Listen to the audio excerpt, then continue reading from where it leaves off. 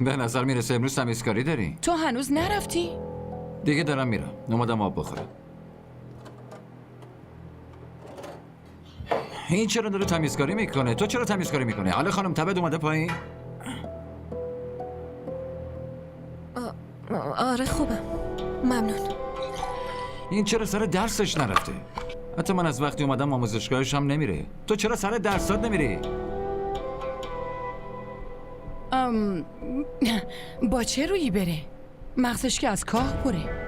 هیچی رو درست نمیفهمه. وقتی نمراتش رو ببینه اون وقت میفهمی.